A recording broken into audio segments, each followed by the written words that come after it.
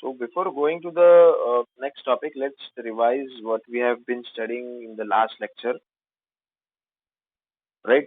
So हम लोगों ने last lecture में क्या study किया था, थोड़े revision करते हैं. So last lecture we have seen all about drops, shape of the drop, pressure inside the drop, radius of the drop. So shape of the liquid drop, we have seen two examples, water droplet and mercury droplet, right? So we have seen different shapes and different geometries of this drop and their geometrical conditions depending on the surface tension, right? So, so as we have seen that we have considered three forces at the three junction points.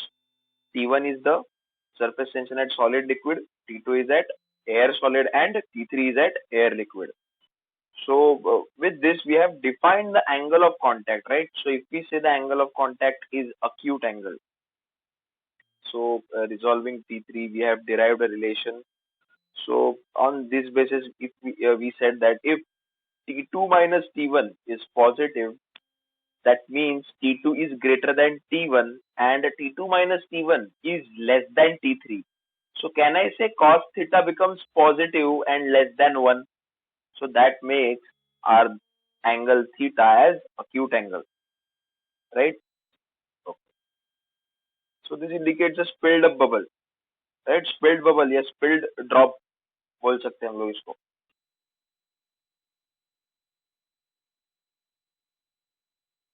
Yeah. So if angle of contact is obtuse,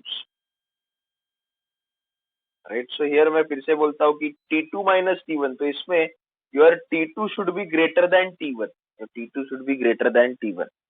Sorry. T2 should be less than T1. Okay, यहाँ पे थोड़ा सा mistake है. T2 should be less than T1 and T2 minus T1 should be less than T3.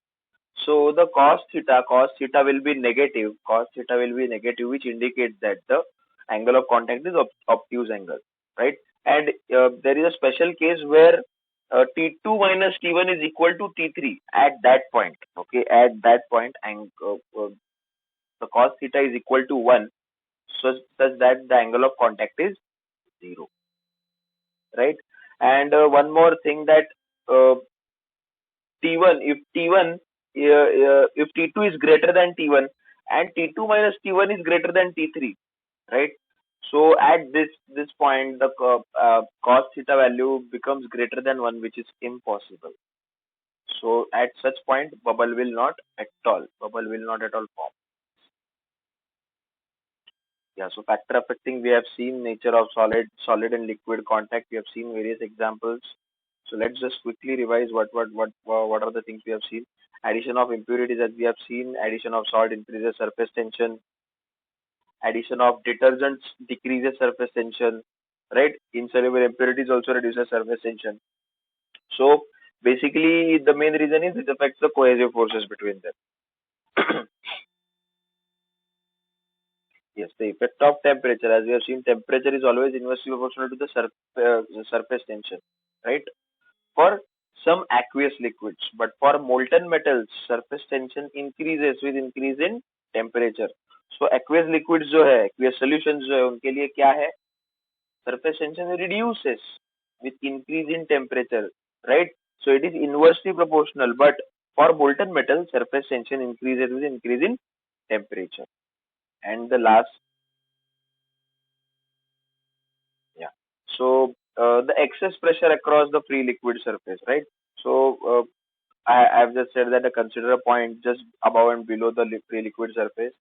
So वो सारी चीजें मैंने pressure क्या है ऊपर the point above the free liquid surface as a atmospheric pressure and point below the free liquid surface as atmospheric pressure as well as hydrostatic pressure या hydraulic pressure, right? The total pressure, the absolute pressure, we call it as absolute pressure. So for flat surface, right? For flat surface, can I say now, as the surface tension forces are balanced here,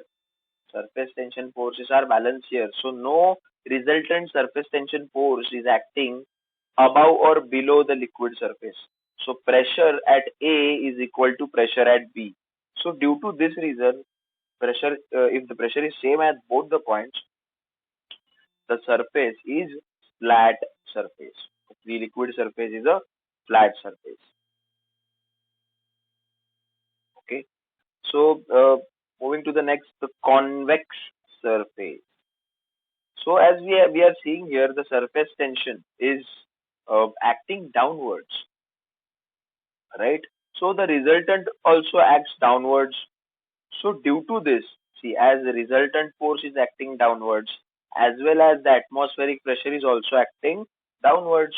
So pressure inside the pre-liquid surface is more than the pressure above the pre-liquid surface. So due to this region, it forms a convex surface. So just imagine एक balloon है. balloon में balloon कैसे shape में दिखता है? Same as convex surface, right? So why convex surface? Because it has pressure inside, more pressure inside it and less pressure outside it. So that forms a convex surface. So it is a similar example to the balloon, right? Excess pressure across the free liquid surface for concave surface. So for concave surface, the surface tension force acts upwards. So the resultant of the surface tension also will act upwards, but the atmospheric pressure will act downwards. So due to this opposite sense of the surface tension force and the atmospheric pressure force, the pressure inside free liquid surface is less. Pressure inside free liquid surface is less, and the pressure outside the free liquid surface is more. So due to this, it forms a concave surface, right? So due to this difference of pressure, it forms a concave surface. So why I am revising this? Because we'll need these concepts today, right? This we'll need these concepts today as well. So formation of bubbles and droplets, हम लोगों ने ये इसका बहुत बड़ा derivation देखा था. Let's just go very quick. Just consider R delta R T. PO is the pressure outside, PI is the pressure inside, and we have seen this derivation A1 A2. Change in area is delta A, which is 8 pi R delta R. So work done is dW into TdA, as well as work done is equal to F into dr. So we have seen this derivation, equating both. We get PO minus PI is equal to 2T by R. PO minus PI is equal to 2T by R. This equation is valid, okay? This equation is only and only valid. This equation is only and only valid for only bubble. No, sorry, not bubble, for only droplet, liquid droplet. This equation is valid for only liquid droplet. And for bubble, we consider twice of the area. Why twice of the area? Area inside as well as area outside.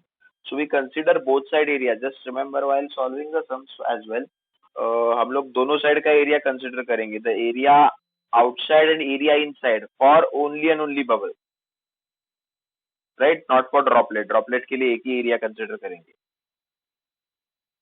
So that will be PO minus PI is equal to 4T by R. So this was just a quick revision of the last lecture. As we have seen, this was just a quick revision of last lecture. So just a second. I hope everybody is able to listen my voice, and the screen is visible. Yeah, yeah. Okay.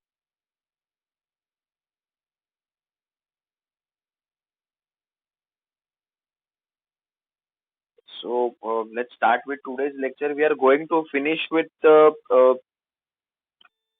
fluid statics, right? We are going to finish with the fluid statics by today. We'll start with the fluid dynamics.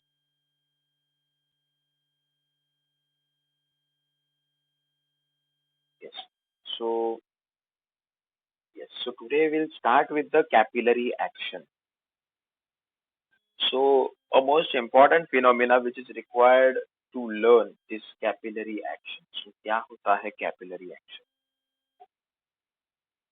So before going to capillary action, let's see some terminologies and equipments used. So capillary tube. So basically, what is capillary tube? Capillary tube is a simple small orifice, right? Orifice tube, which is open at both the ends.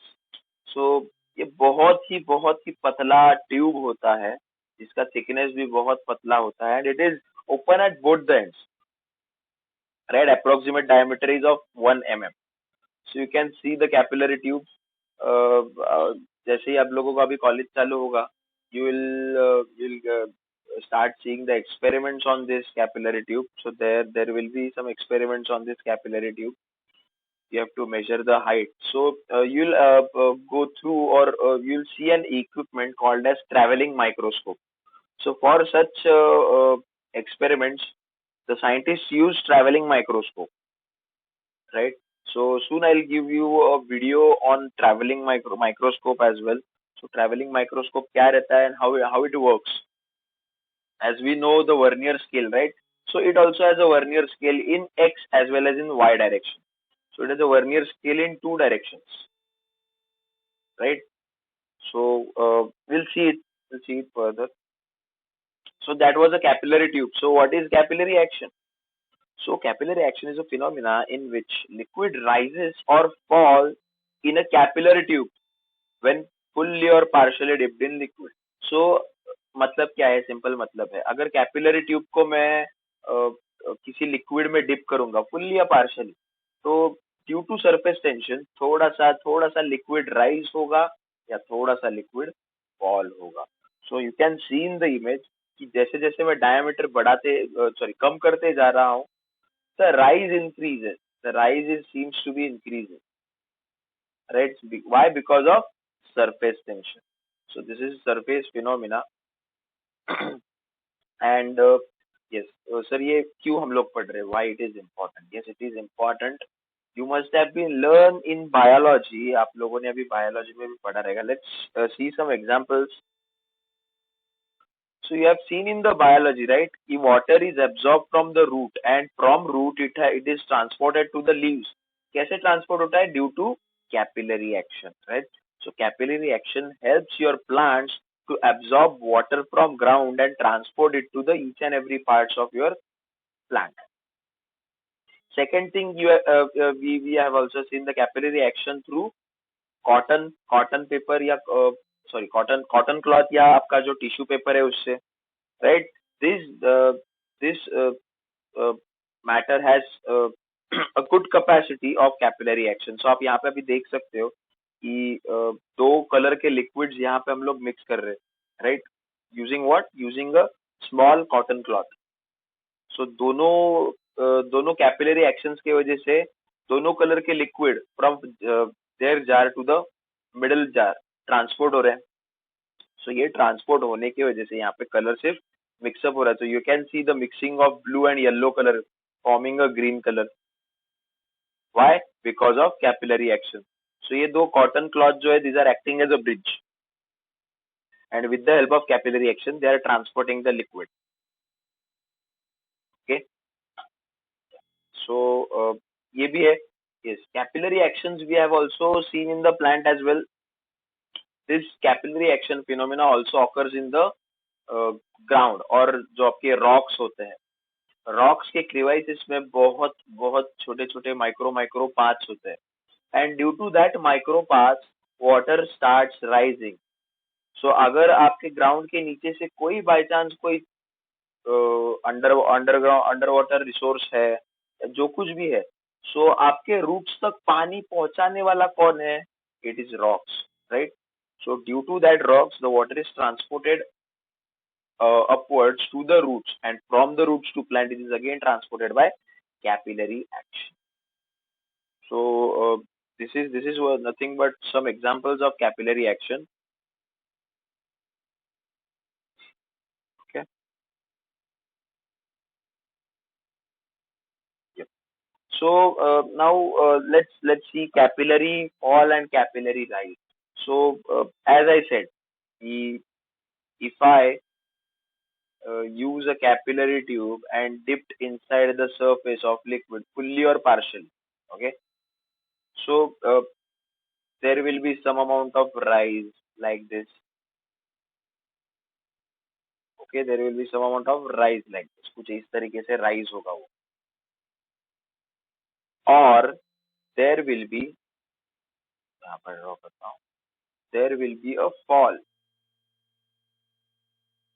If this is a liquid surface, there will be a fall in like.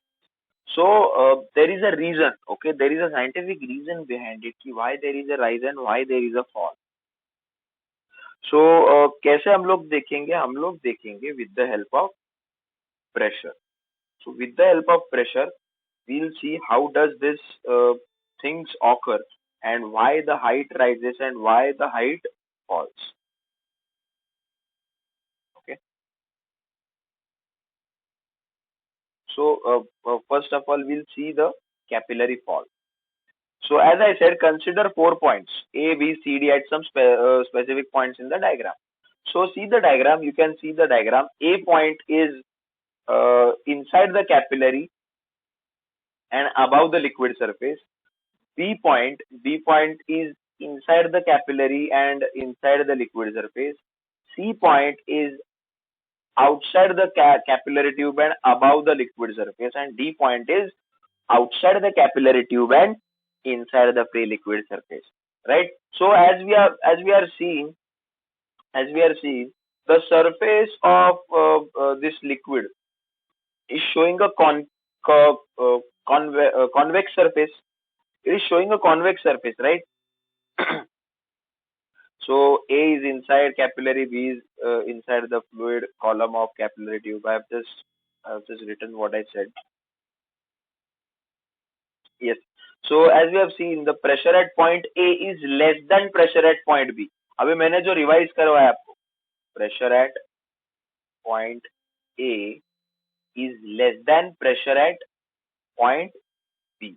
Sir, ये ऐसा क्यों है? Pressure at point A is less than. Why? Because we have seen this is showing a convex surface. So due to convex surface, pressure at B is greater than pressure at A, right? Due to convex surface, pressure at B is greater than pressure at A. So we know that the C and A points are atmospheric pressure points, so both are same. Yes.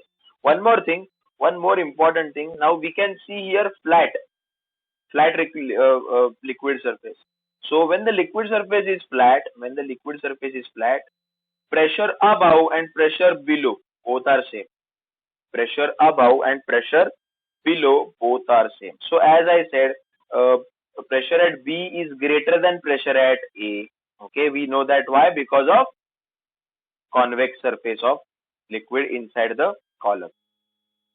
Then pressure at C and D is same as the liquid surface is plane, and pressure at A and C is same. Why? Because of atmospheric pressure. It is atmospheric pressure. So from this, now just see what I'm saying or what I'm writing here. Pressure at B is greater than pressure at A. Sorry, this is A.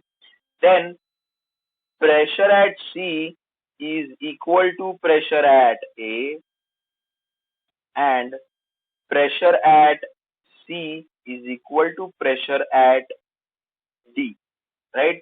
So from this relationship, can I say pressure at B is greater than pressure at D?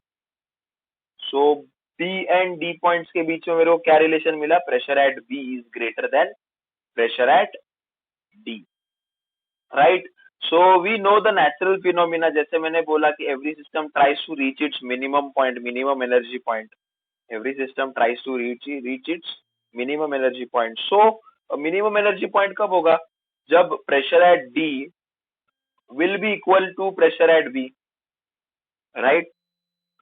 So system को ये pressure equal करना है. So equal करने के लिए system क्या करता है? यहाँ पे हाइट थोड़ा सा कम कर देता है. It reduces the height.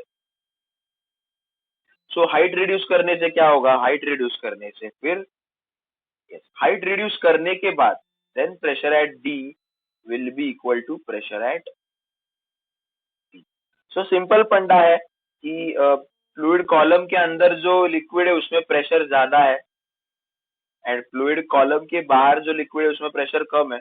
So obviously due to natural phenomena fluid will flow from higher pressure potential to lower pressure potential. So due to this reason, it falls down. So guys, please let me know is this capillary fall action is clear to you?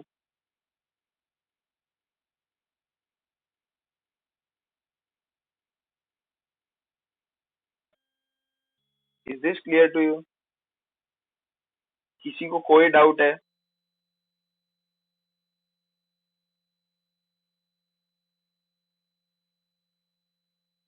Hello. Yes. Anybody is having any doubt? Yeah. So this was all about capillary fall. This was all about capillary fall. So similarly, we'll see now capillary rise. Yeah. So to make pressure same, capillary drops down.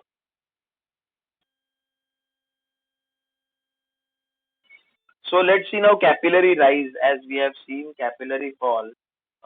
Let's see capillary rise. What is capillary rise and how does it shows its effect? So again, as I said, consider 4 points A, B, C, D at some specific points in the diagram. Now you can see here the diagram.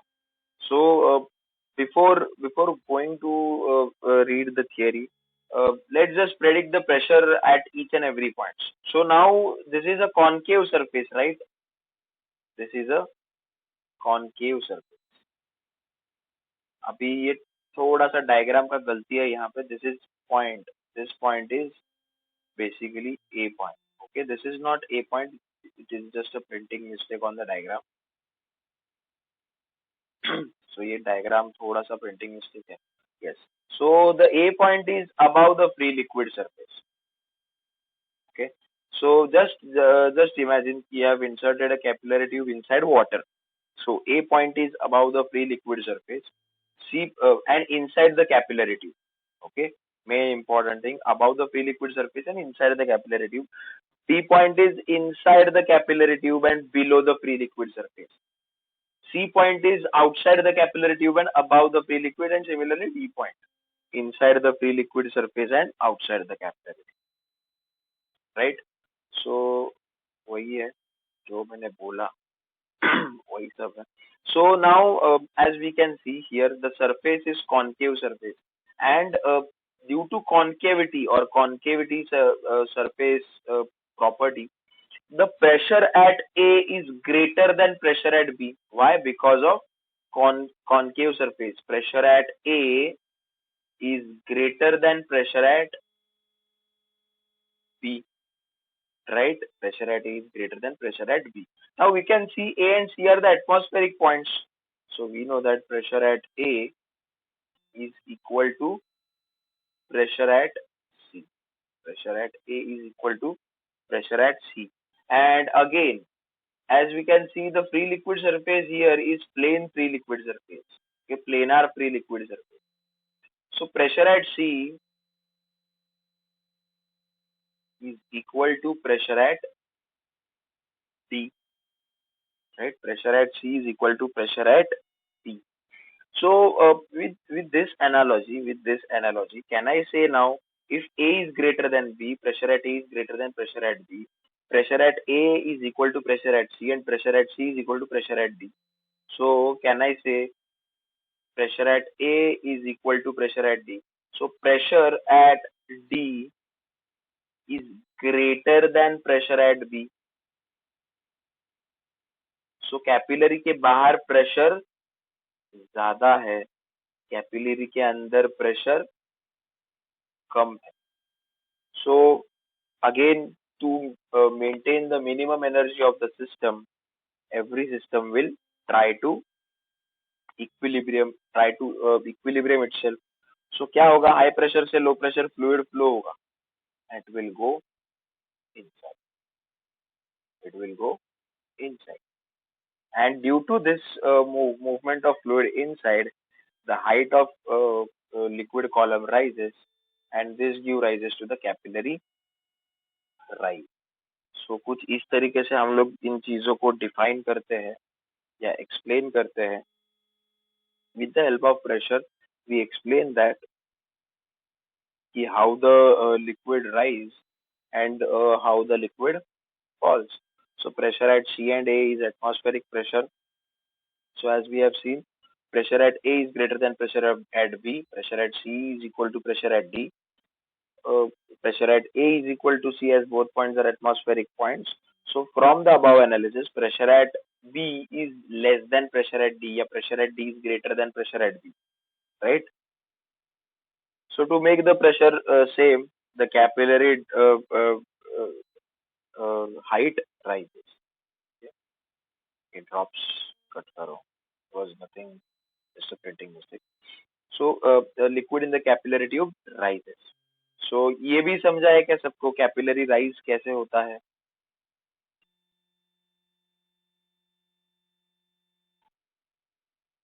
या okay.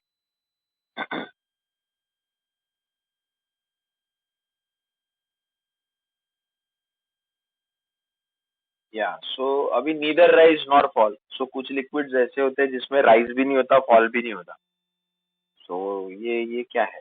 तो देखते हैं. So फिर से consider 4 points. So now you can see the diagram now. So pressure at A, B, C, D. Okay. So now here there is no convex or no concave surface. So due to no convex or concave surface, the surface is plane now. So can I say pressure at A is equal to pressure at B? So दोनों point पे pressure same है. Again, pressure at C is equal to pressure at A. Pressure at C is equal to pressure at A. So due to this, now this is atmospheric pressure. At pressure at C is equal to pressure at D. Plane surface, plane surface है दोनों में से. So now can I say if A is equal to B, A is equal to C and C is equal to D. So can I say pressure at D is equal to pressure at B? So liquid के अंदर दोनों points पे pressure same है. So if pressure is same, the system is already in equilibrium. Okay. So pressure D and pressure B both are equal. The system is already in equilibrium. So it won't try to attain any kind of equilibrium state. So due to this, there will be no rise and no fall. So liquid का जो level है वैसे का वैसा ही रहेगा. Okay, a capillary inside just मैंने फिर से वो nomenclature दिया है. Yeah. So pressure at A is equal to pressure at B as the plane surface phenomena. Yeah. So since pressure at all points is same, there will be neither rise nor fall. Okay. So this was a capillary action or rise of liquid or fall of liquid. So this was the basic funda behind the rise of capillary and fall of capillary. So I hope आप सबको ये समझा है कि कैसे हम लोग predict करते हैं किसी भी एक चीज को कि कैपिलरी में राइज होगा या कैपिलरी में फॉल होगा. So is it clear to everybody? या सो किसी को डाउट है तो पूछो. Okay. So let's move ahead. Now let's see the equation of capillary rise. तो सर आपने अभी कैपिलरी राइज होता है या कैपिलरी फॉल होता है ये तो बता दिया, बट अभी कितने हाइट से ये कैपिलरी राइज होगा, राइट? कितने हाइट से ये कैपिलरी राइज होगा? Yes, before going to capillary rise I would like to just give you a demonstration कि सर अभी हम लोगों ने कैपिलरी का एक्सपेरिमेंट सब लोगों ने किया है. I just tell you how. या कर सकते हो आप लोग. क्या करो, आपका जो एक पेन होता है ना, पेन पेन का रिफिल निकाल दो. ओके, रिफिल का कुछ काम नहीं अपने को, और दोनों साइड से उसको ओपन कर दो and just insert it into the water liquid. So you can see there if this is liquid, so उसमें जो राइज होगा ना वो बहुत छोटा राइज होगा. अगर मैं पेन से भी बड़ा डायमीटर लूंगा, राइट, सो उसमें भी राइज होगा ना, वो बहुत छोटा होगा। सो जितना बड़ा मैं डायमीटर लेके जाऊंगा, उप्स, सो जितना बड़ा डायमीटर मैं कैपिलरी का बनाऊंगा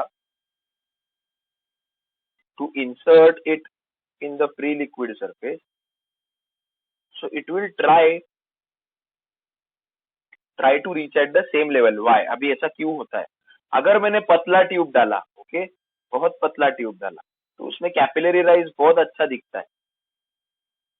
कैपिलरी राइज जो है वो बहुत अच्छा दिखता है, बट अगर मोटा ट्यूब डाला, डायमीटर बढ़ा दिया, तो दिखता नहीं है। क्यों? कोई बता सकता है अभी? अभी this is all related to the capillary rise and fall. So can anybody imagine and tell कि ऐसा क्यों होता है? कोई बता सकता है कि जैसे मैं डायमीटर बढ़ाते जाऊंगा, the level of liquid starts reducing, और जैसे मैं डायमीटर कम करते जाऊंगा, the level of liquid starts increasing. Can anybody?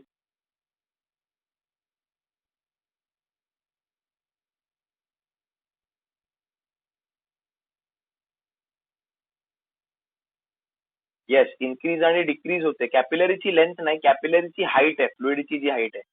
It is now not dependent on length, but it is most importantly dependent on the diameter. But why? Why this thing occurs?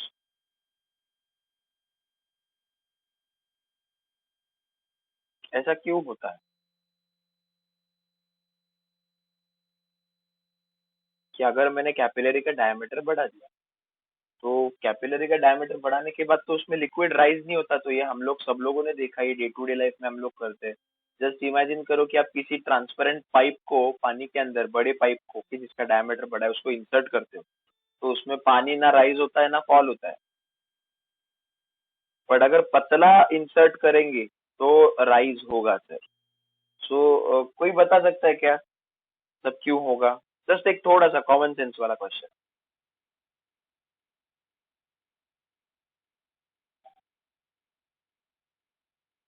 Yes, okay, area बढ़तो, then what, how area is affected by the capillary action, or how area is affecting the capillary action?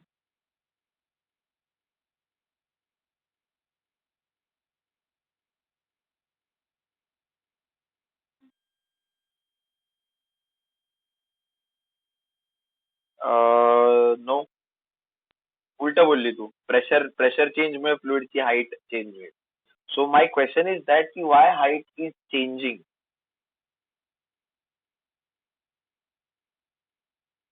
My question is that why height will change, no doubt height will change, but why? सोचो, थोड़ा सा सोचो कि this is some now some basic concept कि क्यों होता है. अभी हम लोगों ने capillary rise and capillary fall पढ़ा ना, तो it is related to that. Okay, just I will tell you क्यों होता है ऐसा. So now just let's take a demonstration. I will rub this everything. Now let's just take a demonstration. This is a liquid surface. I dip a छोटा capillary. So can I say if I zoom, okay, if I zoom this surface inside the capillary, अगर मैं इसको zoom करूंगा, तो I'll see a proper concave surface, right? I'll see a proper concave surface. So due to this concave surface, the pressure difference, okay, pressure, sorry, not at here. Due to this concave surface, pressure pressure inside this column and pressure outside this column. Due to this column, okay, due to this surface shape, it creates a pressure gradient. So pressure outside increases and inside decreases. ये हम लोगों ने देखा है अभी capillary rise में, right. So now just see कि मैं अभी इसका डायमीटर थोड़ा सा बढ़ा देता हूँ. सो डायमीटर थोड़ा सा बढ़ा दिया तो क्या हो गया, तो इसके भी सरफेस को अभी मैं जूम करता हूँ. सो जूम करने के बाद देखो मेरे को कैसे दिखेगा, कुछ इस तरीके से दिखेगा. तो अभी कॉनकेव सरफेस है, राइट. अभी कॉन्केव सरफेस है, तो कहना है इसे थोड़ा सा कॉन्केविटी कम हो गया। अभी यहाँ पे पूरा स्पेरिकल था, स्पेरिकल सरफेस था, अभी यहाँ पे सिर्फ कांटेक्ट पे ही स्पेरिकल है, बीच में थोड़ा सा फ्लैट है। सो ये फ्लैटनेस जब आता है तो थोड़ा सा प्रेशर डिफरेंस जो है, ओके, प्रेशर डिफरेंस जो है वो कम होता है। यहाँ पे प्रेशर डिफरेंस बहुत ज्यादा है, ओके, एंड यहाँ पे प्रेशर डिफरेंस कम हो गया थोड़ा सा। सो क्यों हो गया कम? डायमीटर बढ़ाने की वजह से। और डायमीटर बढ़ाने की वजह से क्या हुआ? जो सरफेस था उसका कॉन्केविटी कम हो गया, राइट, सरफेस का कॉन्केविटी कम हो गया। तो कॉन्केविटी कम होने की वजह से प्रेशर ड्रॉप जो है या प्रेशर डिफरेंस जो है वो चेंज हो गया। फिर से अगर मैं बड़ा डायमीटर और लूंगा, right, so this is almost equal to the surface. इसका भी सरफेस अगर मैं जूम करके देखूंगा, something like this, so now can I say I'll just observe a concavity near to the surface and in between there will be flat. So फिर से मैं बोलूंगा प्रेशर डिफरेंस कम हो गया, pressure outside the liquid and pressure inside the liquid. So pressure difference मेरा फिर से कम हो गया। सो प्रेशर डिफरेंस कम हो गया तो कहने से हाइट रिड्यूस होगा। और एक पॉइंट ऐसा आएगा जिसमें मैं इतना बड़ा ये यूज करूंगा कैपिलरी, कि जिसमें ये सरफेस ऑलमोस्ट प्लेन सरफेस दिखेगा। सो प्रेशर डिफरेंस ही नहीं होगा। सो यहाँ outside pressure and inside pressure दोनों सेम हो जाएगा। क्यों? Because of this concave surface. ये कॉन्केव सरफेस की वजह से ही ऐसा दिखता है या ऐसा होता है। सो समझा क्या? This was some common sense question. अब ये ऐसे क्वेश्चंस आपको जेडबल या सीटी में पूछ सकते हैं कि अगर डायमीटर बड़ा है then what is the reason to fall in the height of the liquid. So main reason is due to this concave shape. This concave shape is responsible to create a pressure difference, right? So ये concave shape ही कम कम कम होते जाएगा तो pressure difference भी कम कम कम होते जाएगा जैसे मैं diameter बढ़ाते जाऊंगा। So एक point ऐसा आएगा कि pressure difference ही नहीं रहेगा। क्यों? ये convex concave shape ही नहीं रहेगा। So is this thing clear to everybody? ये कुछ थोड़ा सा बेसिक कंसेप्ट था जिसके ऊपर हमको एक लॉजिकल रीजनिंग कभी कभी पूछ सकते हैं कि डायमीटर बढ़ाया तो height of the liquid will reduce. So is this clear to everybody? Yes, समझा है? समझा है? Okay, so now let's see the equation. Okay, अभी इक्वेशन में भी हमको ये चीज पता चलेगा कि डायमीटर इंक्रीज हुआ तो हाइट डिक्रीज होगा। सो दो मेथड है, ओके, दो मेथड है। So let's go with the method one, pressure difference method. Okay, क्या मेथड है? Pressure difference method. सो अभी आप लोग डायग्राम देख सकते हो कि डायग्राम में सिर्फ, now just ignore this things at present, okay, इन चीजों को इग्नोर करो, ये इन चीजों को इग्नोर करो at present. I don't want you to think on this thing, sir ये क्या है, क्यों है ये चीज मेरे को नहीं चाहिए। एट प्रेजेंट इग्नोर करो, just you see this height of rise and radius of capillary tube. So consider a capillary tube dipped in the liquid such as it is partially dipped in the liquid column. Okay, inside and liquid rises by height h. Okay, वही सब चीजें, let T be the surface tension of the liquid, rho be the density, and theta be the angle of contact between the liquid and glass wall of capillary. Let capital R be radius of this meniscus. अभी ये जो आपका meniscus है, okay, अभी आपका capillary इतना छोटा होता है कि meniscus forms a spherical shape, तो इसका भी कुछ ना कुछ रेडियस है, right? This is the centre of the spherical curve and it also has radius. So I name this radius of meniscus as R and small r be the radius of capillary. Capillary है circular है तो उसका small r radius है. Okay. So I just rub this. So this was just a nomenclature कि कौन सी चीज क्या है. Yes. So let's see the equation of the capillary now. So हम लोगों ने देखा था लैपलास इक्वेशन. लैपलास ने क्या बोला था? लैपलास ने बोला था कि बबल या ड्रॉपलेट है, ओके, सो उसके अंदर और बाहर का प्रेशर का डिफरेंस लूंगा, ओके, पी आई, और ये पी ओ है. So P I minus P O is equal to 2T by R, where R is the radius of this bubble. ये हमको लैपलास ने बताया था. सो मैं इसको सिर्फ P लिखता हूँ, राइट. प्रेशर डिफरेंस है, P ही लिखूंगा, राइट, क्योंकि प्रेशर ही है ना, प्रेशर डिफरेंस है, वो मेरे को प्रेशर ही आने वाला है. सो लैपलास ने बताया था P is equal to 2T by R, okay, where R is the radius. अभी यहाँ पे मिनिस्कस है, देखो, मिनिस्कस भी एक बबल के जैसा ही पार्ट है. मिनिस्कस भी एक बबल के जैसा ही पार्ट है, राइट. मिनिस्कस भी बबल के जैसा ही पार्ट है. मान लो कि एक एयर का बबल है ये, this is air bubble.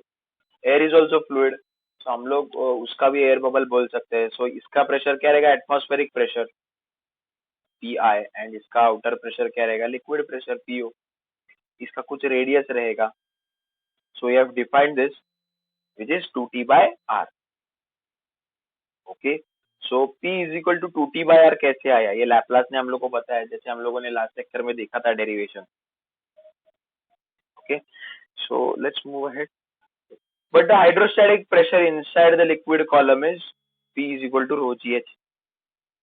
Sir ये भी पढ़ा है हम लोगों ने, अभी पढ़ा है, राइट. सो अगर ये लिक्विड कॉलम ऐसे राइज होता है, ओके, इधर का बाहर का प्रेशर और अंदर का प्रेशर का डिफरेंस है 2T by R, ये दोनों के प्रेशर का डिफरेंस है 2T by R, एंड इस लेवल पे due to this height pressure is rho GH, Pascal's law. So if pressure is this and pressure is also this, so can I equate both? Equate करूँ? So equating both, rho GH is equal to 2T by R. Equating both, rho GH is equal to 2T by R. So H को एक side रखा, rho G को दोनों side दूसरे side पे लेके गया. So H is equal to 2T by rho G capital R. Now see the geometry. अभी geometry है क्या बेसिकली? थोड़ा सा अभी geometry का खेल है, देखो. Now this is, अभी zoom किया मैंने थोड़ा सा. Now this is the meniscus, okay. So इसका जो सेंटर है, ये कर्वेचर का सेंटर कहीं पे यहाँ पे लाई करता है, okay, along the central axis of tube, right. So just imagine कि this is the radius, okay, capital R. This is the radius of curvature, and this is the radius of capillary tube, small r. This is radius of curvature and this is radius of capillary tube, small r. So if I draw a tangent, okay, if I draw a tangent and that tangent makes an angle of theta. If I draw a tangent, that tangent makes an angle of theta, and this will be perpendicular. Why? Because tangent is always perpendicular to the radius, right? This is radius and this is tangent, so tangent is always perpendicular to radius, right? So can I say if this is 90, this is theta, ये क्या होगा? What will be this? 180 minus 90 minus theta. So can I say it will be directly 90 minus theta? So ये angle रहेगा 90 minus theta, and this is 90 degree. Again अब ये right angle triangle बन गया. If this is 90 degree, this is 90 minus theta, this will be theta, right. थोड़ा geometry था इसमें. Yes. So अभी इसमें अगर मैं ज्योमेट्री लगाता हूँ, this is theta, this is r and this is capital R. So इसमें ट्रिग्नोमेट्री थोड़ा सा लगाता हूँ. देखो अभी मैं कैसे लगाता हूँ. Cos theta is, what is cos theta? Adjacent side upon hypotenuse. So small r upon capital R, right. So I want to write this capital R in terms of small R, तो क्या लिखूंगा, small R divided by cos theta. So now I will substitute this small R. मैं ये क्यों कर रहा हूँ, क्योंकि मेरे को कैपिलरी का रेडियस नहीं मेजर करना है. मेरे को सॉरी कैपिलरी नहीं, आई एम सो सॉरी, जो सरफेस है कॉन्केव सरफेस, उसका रेडियस मेरे को नहीं मेजर करना है. मेरे को क्या कौन सा रेडियस पता है, मेरे को सिर्फ कैपिलरी का रेडियस पता है. तो मैं ये वाला फॉर्मूला इसमें सब्स्टिट्यूट कर दूंगा. ओके, तो सब्स्टिट्यूट करने के बाद क्या मिलेगा, मैं इसको रफ करता हूँ. यहाँ पे एक डायग्राम है, वो डायग्राम जब आप देखोगे तो आपको आइडिया आ जाएगा. See the diagram. जैसे मैंने आपको बोला radius small are capital R के बीच में रिलेशन फाइंड आउट किया हम लोगों ने. So, but as per the geometry, we have seen the relation between capital R and small r. Small r is r cos theta. अभी वो भी देखा as per triangle. So, capital R is r by theta, r by cos theta. So, अगर ये substitute करूंगा मैं इसमें, तो cos theta ऊपर जाएगा, तो h will be 2t cos theta upon rho g r. 2t cos theta upon rho g r बराबर है. So, therefore, h is equal to 2t cos theta upon rho gr. This is the main formula.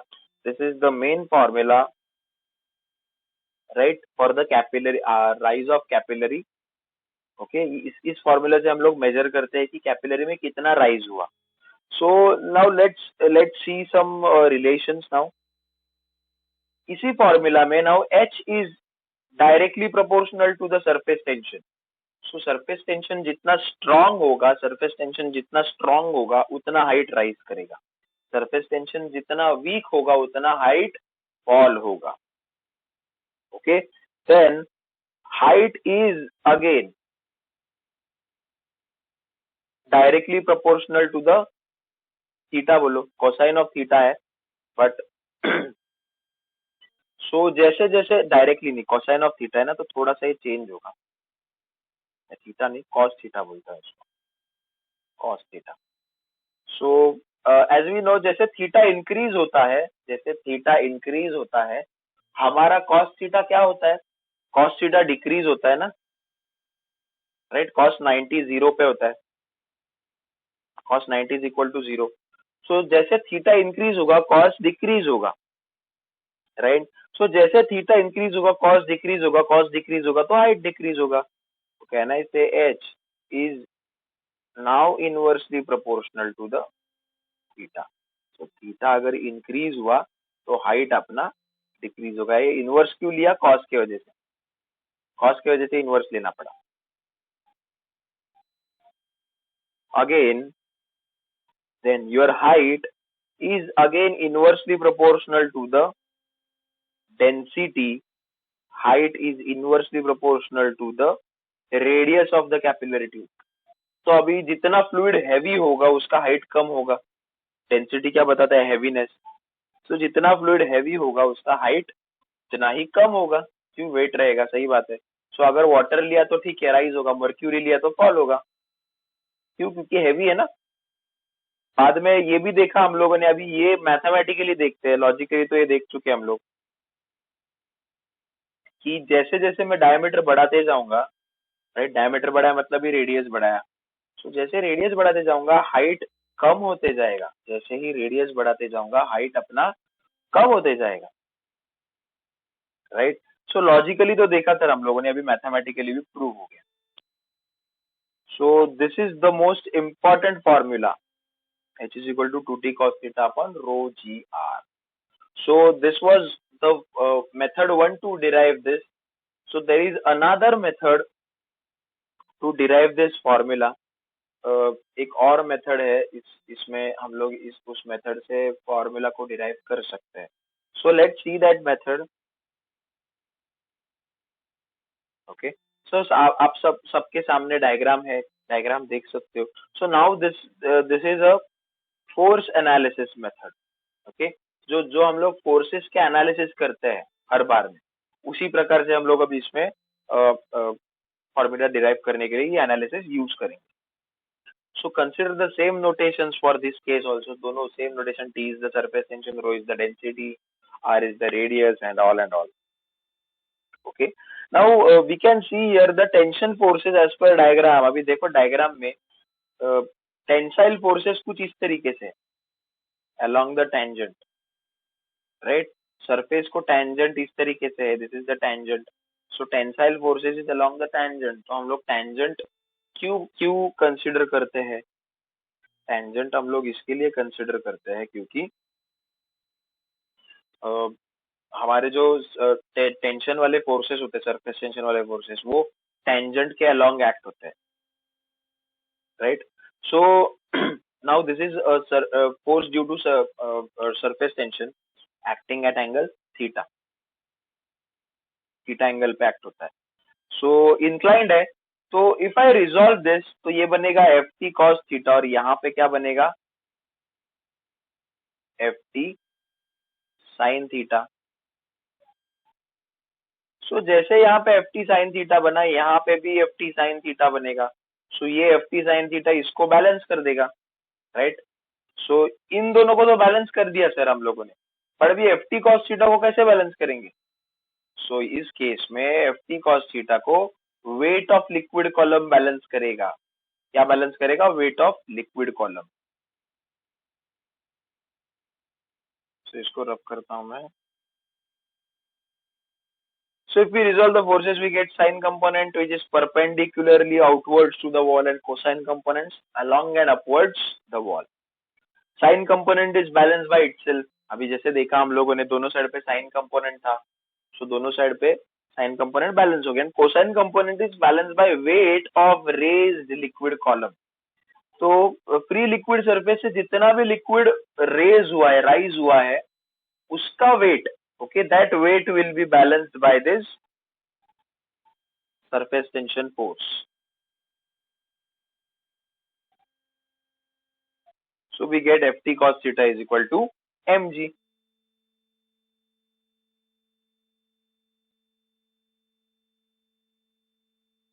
So Ft cos theta is equal to mg.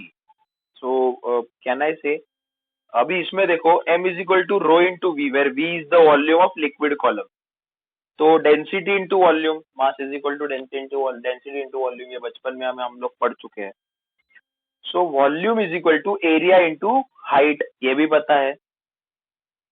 So finally मैं बोलूं mass is equal to density into area into height. So we get F T cos theta is equal to rho A H into G. अभी area of capillary क्या है? Pi R square. So equation में अगर मैंने वो put किया तो क्या बनेगा? F T cos theta is equal to rho area के जगह pi R square H g, बराबर है. Now we know F T is the surface tension. F T is the surface tension. So now ये liquid column है. Okay, liquid column का circumference देखो जहां पे सरफेस टेंशन एक्ट हो रहा है. सो कैन आई से अब ये कुछ इस तरीके से एफ टी एक्ट हो रहा है ना, एफ टी. सो ये पूरे सरकमफरेंस पे ऐसे एक्ट हो रहा है एफ टी,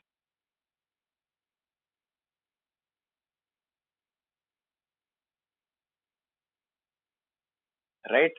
पूरे सरकमफरेंस पे, कैपिलरी के पूरे सरकमफरेंस पे ये इस तरीके से टेंशन फोर्स एक्ट हो रहा है. सो कैन आई से अगर एक फोर्स एफ टी है तो सारे फोर्सेस क्या रहेंगे? Tension multiplied by this length, tension multiplied by this length. अब ये सर्कल का लेंथ क्या होगा? 2 पाई आर. सो हमको ये भी पता है tension are nothing but forces per unit length. तो लेंथ क्या है यहाँ पे? 2 पाई आर है. So F T is tension into 2 pi R. So finally हम लोग अगर इस चीज को भी सब्स्टिट्यूट करेंगे इसमें, सो क्या मिलेगा मेरे को? ये देखो डायग्राम यहाँ पे है. सो एफ टी की जगह मैं T into 2 pi R substitute करता हूँ, कॉस थीटा वैसे ही रहता है, rho pi R square H into ji.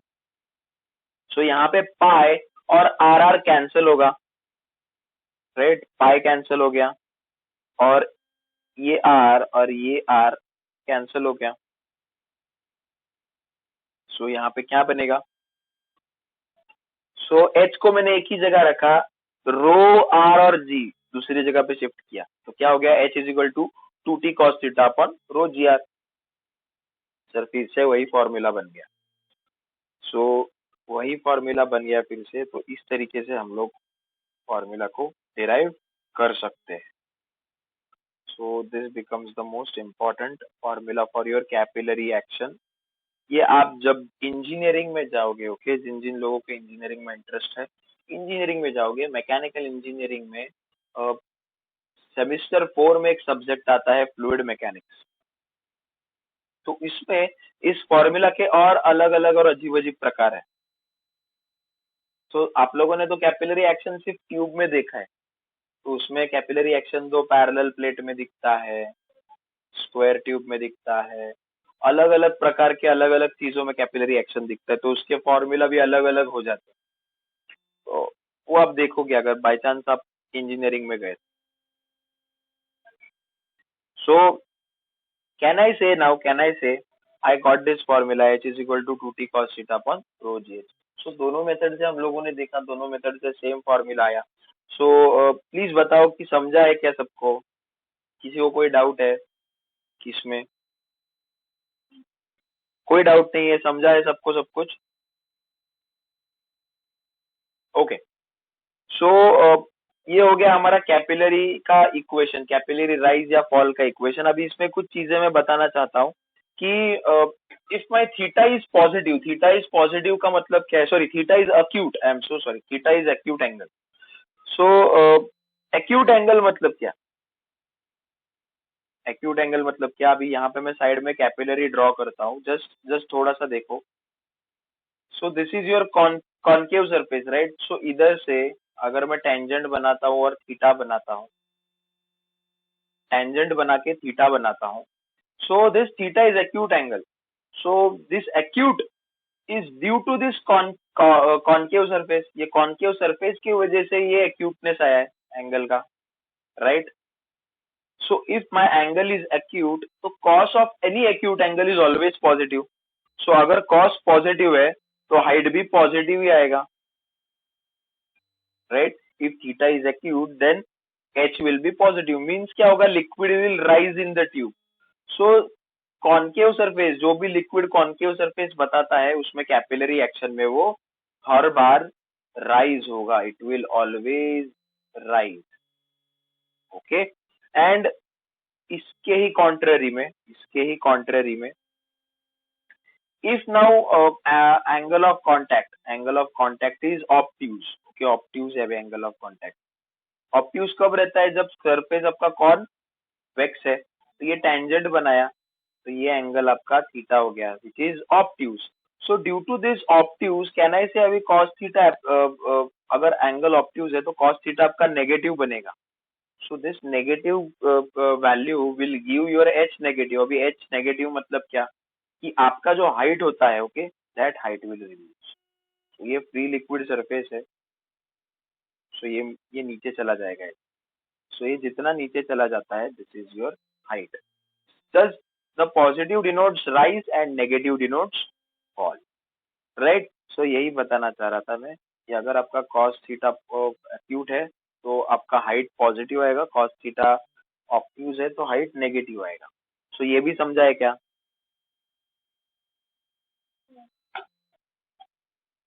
So this is formula valid for both rise and fall.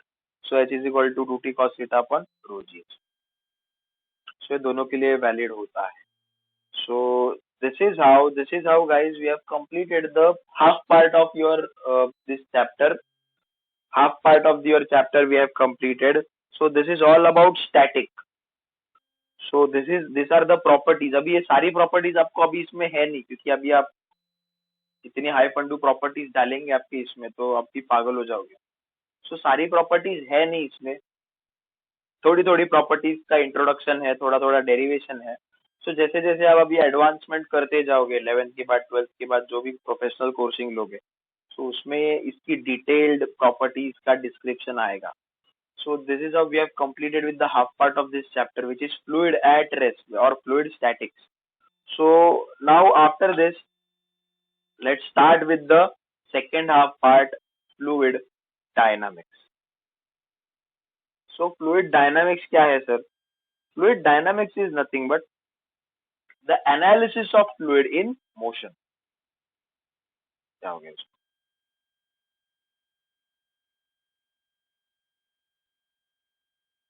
So the branch of physics which deal with the analysis of motion of fluid is called as hydrodynamics. इसको hydrodynamics बोलते हैं. क्या बोलते हैं? Hydrodynamics. अगर मैं बोला static, analysis of static state of fluid, तो उसको बोलते हैं hydrostatic. और अगर मोशन है तो उसको बोलेंगे hydrodynamic. So the fluid properties related to the fluid motion. अभी हमको इसमें फ्लूइड मोशन में फ्लूइड की क्या प्रॉपर्टीज पढ़नी है? तो सबसे पहला प्रॉपर्टी आपका रेनॉल्ड्स नंबर. रेनॉल्ड नाम का एक साइंटिस्ट था जिसने ये नंबर बनाया. रेनॉल्ड नाम का एक साइंटिस्ट था जिसने ये डायमेंशनलेस नंबर या यूनिटलेस नंबर बनाया. And on the basis of this number or value of this number, we define the type of motion.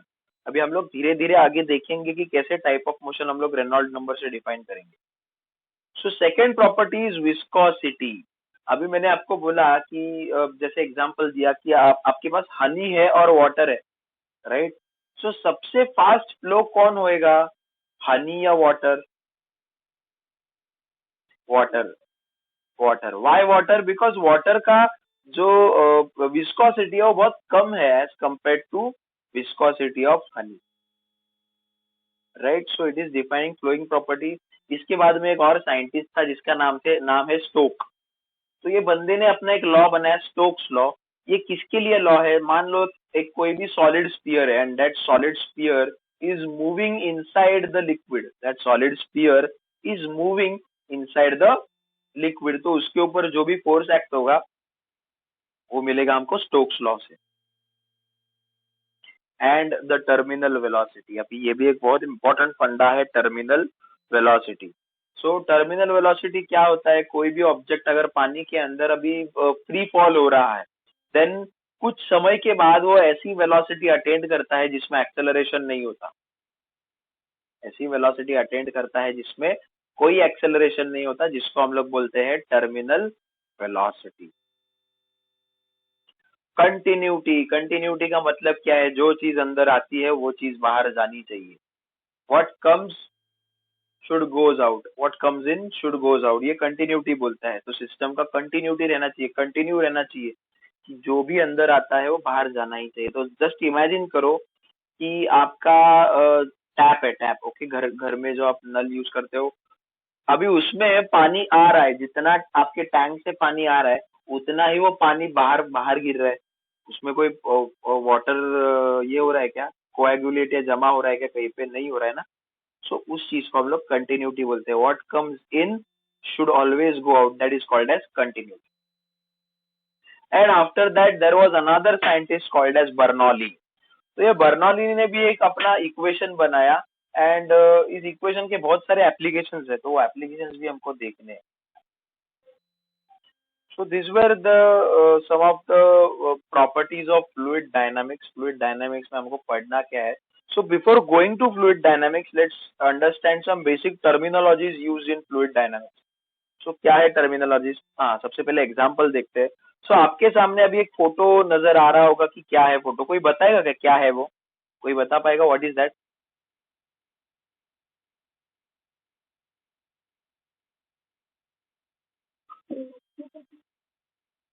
Yes, electricity generation है.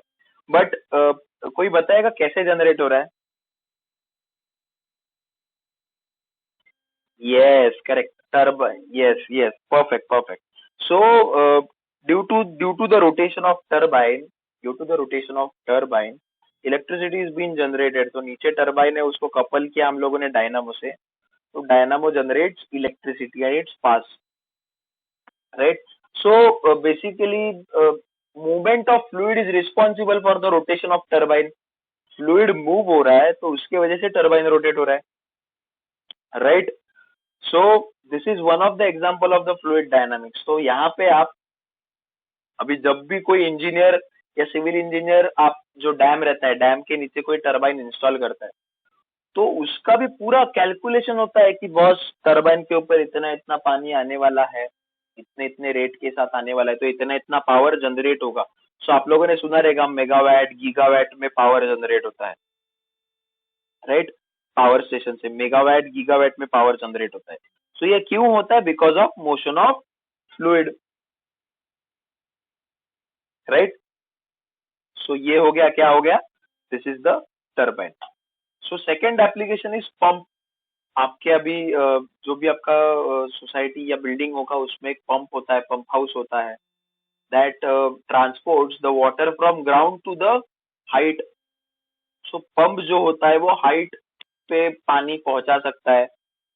सो कैसे होता है, क्यों होता है? बिकॉज ऑफ उसके अंदर एक चीज होता है जिसको हम लोग इम्पेलर बोलते हैं। So that impeller pushes the water out from bottom to top. So ये भी एक फ्लूइड मोशन की वजह से ही होता है। Can I say it is also due to fluid motion. So this were some of the examples of fluid motion. Fluid motion की वजह से हम लोग इस तरीके के इक्विपमेंट्स देख सकते हैं, जैसे टर्बाइन एंड पंप्स, राइट? सो हाँ, एग्जांपल्स देखने के बाद अभी टर्मिनोलॉजीज देखते हैं कि टर्मिनोलॉजीज है क्या। So first terminology is flow line. Okay, so पानी के अंदर बहुत सारे पार्टिकल्स, या पार्टिकल्स नहीं बोलूंगा, मॉलिक्यूल्स होते हैं, वाटर मॉलिक्यूल्स।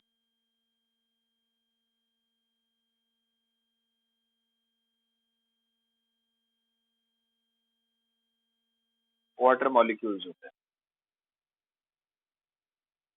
ओके, सो ये कुछ वाटर मॉलिक्यूल्स मैंने आइसोलेट कर दिए। अब ये फ्लो हो रहे हैं,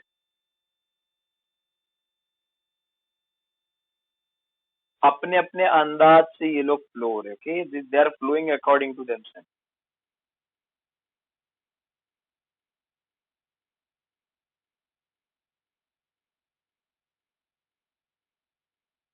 कुछ मिक्स होंगे। सो फ्लो लाइन क्या है? Flow line is the path of flowing fluid particle या फ्लूइड एलिमेंट या फ्लूइड मॉलिक्यूल्स, जो भी बोल। सो ये जो पाथ ट्रेस करेंगे फ्लो होते समय, ये मॉलिक्यूल्स जो पाथ ट्रेस करेंगे फ्लो होते समय, उस पाथ को हम लोग बोलेंगे फ्लो लाइन। सो लाइन है मतलब वो लीनियर रहेगा ऐसा कुछ नहीं है, वो कर्वेचर या साइनोसोडियल कुछ भी हो सकता है, कैसा भी। अब एक फ्लूइड पार्टिकल कैसा भी पाथ ले सकता है, साइनोसोडियल जिगजैग जिगजैग पाथ, या कोई भी पाथ ले सकता है, स्ट्रेट पाथ भी ले सकता है। तो that depends on the particle and external conditions. But ये जो फ्लो लाइन है, this is nothing but what is it? Path of flowing fluid. So ये कुछ बेसिक टर्मिनोलॉजीज है जो हमको पता रहनी चाहिए कि क्या होता है। सो ये हो गया flow line. So after flow line let's see stream line. अभी स्ट्रीम लाइन क्या होता है sir? Okay, now this is something mathematical funda, stream line. So streamline, a curve in which when a tangent is drawn at any point gives the velocity of flow is called as streamline. So just imagine करो कि this is the curvature of flow. Okay, मतलब ये क्या कि इस curve path को एक particle trace कर रहा है फ्लो करने के लिए। थोड़ा अच्छे से ड्रॉ करता हूँ।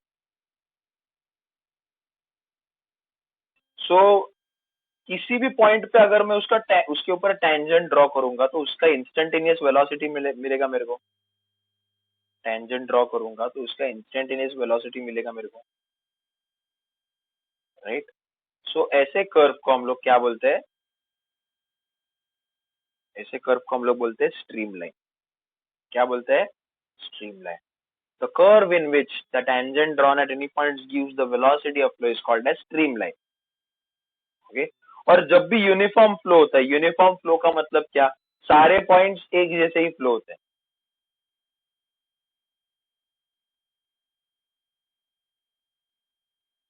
सारे पॉइंट्स एक जैसे ही फ्लो होते हैं। ओके, तो उसको यूनिफॉर्म फ्लो बोलते हैं। तो uniform flow is an example where your flow line, okay, flow line is the path of the line and streamline are identical. मतलब क्या? अभी flow line is the path of the line, और इसी line पे कहीं पे मैं tangent draw करूंगा, अभी tangent will be along the line. So किसी भी पॉइंट पे टेंजेंट ड्रॉ करूंगा तो मेरे को वेलोसिटी देगा, right? So for uniform flow the stream line and path line are identical, मतलब सेम होता है।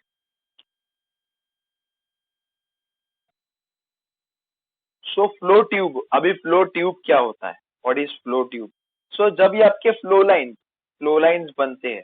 Okay, so just imagine this is a flow line, this is a flow line, this is a flow line, and ये ऐसे बहुत सारे flow line बनते हैं. तो इससे एक ट्यूब बनता है कुछ इस तरीके से.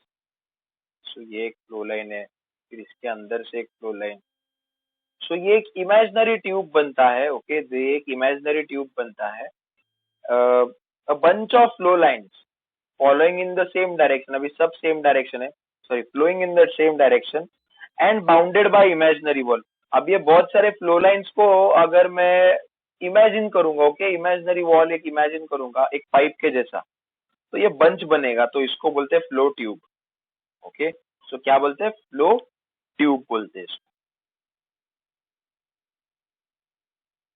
टर्मिनोलॉजीज भी आपको थोड़ा लिमिटेड है, इसमें बहुत सारी. अभी फ्लो नेट करके है, और बाद में फ्लोइंग पोटेंशियल करके है. तो ये दो टर्मिनोलॉजीज थोड़ा और कंसेप्चुअल हो जाते हैं, तो वो अपने को अभी अभी नहीं है, बाद में. सो लैमिनार फ्लो. अभी सर ये लैमिनार फ्लो क्या होता है? What is this laminar flow? अभी डेफिनेशन ही बताता है. लैमिनार फ्लो मतलब क्या? एक लैमिना में, प्लेन लैमिना में फ्लो होना. A steady flow in which a layer of fluid flows over another layer smoothly without mixing is called as laminar flow. मतलब क्या कि जस्ट इमेजिन करो ये एक लेयर है. Okay, this is a layer of fluid. मैं इसको थोड़ा सा हाईलाइट करता हूँ. ओके, सो ये लेयर के ऊपर दूसरा फ्लूइड का लेयर जो है वो स्मूथली फ्लो करता है. Okay, it is flowing very smoothly. So smoothly flow करने के बाद ये थोड़ा सेपरेटिंग. सो ये दो लेयर्स है. तो ये दो लेयर्स लेयर्स के बीच में जो मोशन है वो बहुत यूनिफॉर्म है, लैमिनार है. And one layer is moving about the another layer and without mixing. मतलब ये ऐसा कोई भी पार्टिकल इसके अंदर ऐसा मिक्स नहीं हो रहा है. So such flow is called as laminar flow. Laminar flow का मतलब क्या है? फिर से देखो, एक लेयर है और उसके नीचे ही कंसेक्यूटिवली दूसरा दूसरा लेयर है. तो ऐसे फ्लो को हम लोग लैमिनार फ्लो बोलते हैं, क्योंकि अब इसमें एक भी पार्टिकल ऐसा मिक्स नहीं होता, फ्लो इंटरचेंज नहीं करता. तो जस्ट इमेजिन कि आप सब लोग सब लोग एक लाइन में खड़े हो, बहुत सारे लोग हैं और सब लोग एक लाइन में, मल्टीपल लाइन में यू आर वॉकिंग. सो किसी को कोई डिस्टरबेंस नहीं है, सब लोग यूनिफॉर्म स्पीड से वॉक कर रहे हो, राइट. एंड कोई लेन चेंज नहीं कर रहा. तो that is an example of laminar flow. ये शायद मैंने आपको पहले कभी एग्जांपल दिया होगा. सो that is laminar flow. Turbulent flow, the flow in which the fluid molecules continuously change their direction, right, with a very high flow rate is called as turbulent flow. तो turbulent flow मतलब क्या कि आपका अभी बहुत सारे molecules है and they are interchanging their path continuously with a very high rate of flow. So that is called as turbulent flow. सो इसका एग्जाम्पल मतलब क्या कि अभी आप उसी ग्रुप में, लेन में हो, सब लोग चल रहे हो और अचानक से कोई एक बंदा लाइन चेंज करता है, तो उसके वजह से बाकी पार्टिकल्स भी लाइन चेंज करते हैं. सो उसकी वजह से बहुत सारी प्रॉब्लम्स आती है, right. So that is called as turbulent flow. इसको टर्बुलेंट बोलते हैं कि टर्बो मतलब क्या कि वो वर्ल्स बनाता है, दैट मेक्स अ वर्ल्स. इसको वर्लिंग बोलते हैं. छोटा सा एक बवंडर जैसा बोलते हैं ना, टोर्नेडो जैसा, that is called as whirls. So पानी के अंदर छोटे छोटे वर्ल्स बनाता है, सो उसको टर्बुलेंट बोलते हैं. Okay, so these were some of the properties. You don't have all the properties. ये कुछ प्रॉपर्टीज है जो हम लोगों ने पढ़ा. So now let's see streamline और laminar flow and turbulent flow, इन दोनों के बीच का डिफरेंस देखते हैं. The smooth flow of fluid with velocity smaller than critical velocity. अब ये क्रिटिकल वेलोसिटी क्या फंडा है हम लोग पढ़ेंगे, आगे पढ़ेंगे. जस्ट अभी के लिए याद रखो कि किसी भी पार्टिकल का वेलोसिटी अगर क्रिटिकल वेलोसिटी से कम है, किसी भी फ्लूइड का वेलोसिटी क्रिटिकल वेलोसिटी से कम है, then it will flow in a stream line. तो वो स्ट्रीम लाइन में फ्लो होगा. the irregular and unsteady flow of fluid when the velocity is beyond the critical velocity. So irregular flow है और जिसका वेलोसिटी क्रिटिकल वेलोसिटी से ज्यादा है, सो ऐसे फ्लो को टर्बुलेंट फ्लो बोलते हैं. सो इन स्ट्रीमलाइन फ्लो, अभी यहाँ पे देखो, स्ट्रीमलाइन फ्लो में velocity of fluid at any given point is constant. Yes, so streamline flow में हर पॉइंट पे वेलोसिटी कांस्टेंट होता है, हर पार्टिकल का हर पॉइंट पे वेलोसिटी कांस्टेंट होता है. Whereas in turbulent flow, the velocity of fluid at any point does not remains constant. So यहाँ पे हर जगह पे पॉइंट चेंज होता रहता है. ओके, यहाँ पे हर जगह पे आपका पॉइंट चेंज होता रहता है, वेलोसिटी भी चेंज होती रहती है. Yes, two streamline never intersect, they are parallel. जैसे मैंने बताया कि दो स्ट्रीमलाइन है, तो वो कभी इंटरसेक्ट नहीं होंगे, वो अपने ही डायरेक्शन में फ्लो होते जाएंगे, तो इसके लिए उनको स्ट्रीमलाइन फ्लो बोलते हैं. वेर इन टर्बुलेंट फ्लो में क्या होता है, in turbulent flow at some point the fluid में have rotational motion and give rise to eddies. Eddies मतलब क्या, एडीज मतलब गोल गोल घूमना, इसको एडीज बोलते हैं. So these are called as eddies, right, इसको गोल गोल घूमना बोलते हैं. सो ये आप लोगों ने इसमें भी पढ़ा रहेगा 11th स्टैंडर्ड में, एडी करंट्स. सो एडी करंट मतलब क्या, ऐसा करंट जो गोल घूमने की वजह से बन गया है, इसको एडी करंट बोलते हैं.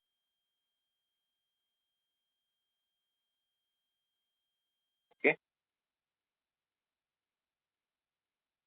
last, the streamline flow over a plane surface can be assumed to be divided into the number of plane layers. Okay, streamline flow over a plane surface. अभी एक जस्ट इमेजिन करो plane surface है, तो अभी जैसे मैंने बोला कि ये लेयर्स में फ्लो होता है, तो पूरा जो टोटल हाइट है, उस हाइट को हम लोग डिवाइड कर सकते हैं मल्टीपल यूनिफॉर्म लेयर्स में, स्ट्रीमलाइन फ्लो को, राइट. वो लोग यही बताना चाह रहे कि streamline flow over a plane surface. Okay, now सबसे नीचे प्लेन सरफेस है और ये फ्लूइड है, सो उसमें हम लोग नंबर ऑफ लेयर्स में डिवाइड कर सकते हैं, क्योंकि वो स्ट्रीमलाइन है, प्लेनार इसमें मोशन है, मिक्स नहीं होता है, एक अपने अपने स्ट्रीम में मोशन है. So in a flow of liquid through a pipe of uniform cross section, all the streamline will be parallel to the axis of tube. अब इसका मतलब क्या है, ये तो समझ गए कि सर स्ट्रीमलाइन फ्लो है, अगर ये टोटल विड्थ है मेरे फ्लूइड का, तो इस विड्थ को मैं अलग अलग लैमिनाज में, अलग अलग प्लेन्स में डिवाइड कर सकता हूँ. सो इनका भी बोलने का मतलब क्या है, एक पाइप है. ओके, सो इसमें भी हर पॉइंट पे फ्लूइड फ्लो होगा, राइट, लैमिनार फ्लूइड फ्लो होगा, सारे पार्टिकल्स की डायरेक्शन एक ही रहेगी. सो कैन आई से बीच में इसकी एक्सिस रहेगी. सो कैन आई से this flow streamlines are parallel to the axis of flow, या axis of pipe. So in streamline flow, if it is flowing through the pipe, सारे streamlines या laminas are parallel to this axis of pipe. So that is called as streamline. Whereas a flow tube loses its order and particles moves in random direction. मतलब क्या, अभी ये pipe है, तो ये किधर भी रैंडमली जाते हैं particles. So this is nothing but a turbulent. Okay. So yes, this was the difference between streamline flow and turbulent flow. तो याद रखो, एकदम स्मूथ और आराम से जो फ्लो होता है उसको हम लोग स्ट्रीमलाइन बोलते हैं, और एकदम रशफुल फ्लो जो होता है उसको हम लोग टर्बुलेंट फ्लो बोलते हैं, राइट. सो ये जो रशफुल फ्लो मतलब जो आप ट्रेन में देखते हो, आप सब लोग जो जिस हिसाब से आप ब्रिज चढ़ते हो या ट्रेन में चढ़ते हो, that is a turbulent flow, that is a very good example of turbulent flow. But अगर आपके सामने अभी पुलिस वाले आए और बोले भाई आपको लाइन में चढ़ना पड़ेगा, तो डंडा है मेरे पास, पटके पड़ेंगे. So under the influence of that thing you will experience a streamline flow. आप लाइन में चढ़ोगे, एक स्पेसिफिक लाइन में चढ़ोगे, right. So that is streamline flow. अगर कुछ लोगों ने मेट्रो में ट्रैवलिंग किया है, अगर मेट्रो में आप लोगों ने ट्रैवलिंग किया है, तो लोग मेट्रो में लाइन से चढ़ते हैं. सो that is nothing but an example of streamline flow, और लोकल ट्रेन हमारा टर्बुलेंट फ्लो का एग्जांपल है. So guys please let me know, अभी समझा है क्या आपको फ्लूइड डायनामिक्स क्या है, उसके टर्मिनोलॉजीज क्या है, उसमें क्या क्या हमको प्रॉपर्टीज पढ़ने हैं, और ये अभी हम लोगों ने जो पढ़ा streamline flow and turbulent flow, समझा है क्या? किसी को कोई डाउट है? किसी को कोई डाउट है? कोई नहीं doubt? Yes, so that's how we end our lecture here. So this is the end of the lecture 5. So I guess अभी आपका जो टेस्ट रहेगा, आई गेस आपका टेस्ट थर्सडे को है ना, इसके ऊपर टेस्ट रहेगा. सो मेक श्योर आप पढ़ाई करो, टेक्स्ट बुक से आपके पास, टेक्स्ट बुक से पढ़ो, और समझ लो. नेट से भी थोड़ा आप लोग पढ़ सकते हो, वीडियोस देख सकते हो. ठीक है. So will end our lecture here. Thank you. Yes. Bye bye. Bye bye. Now you can leave.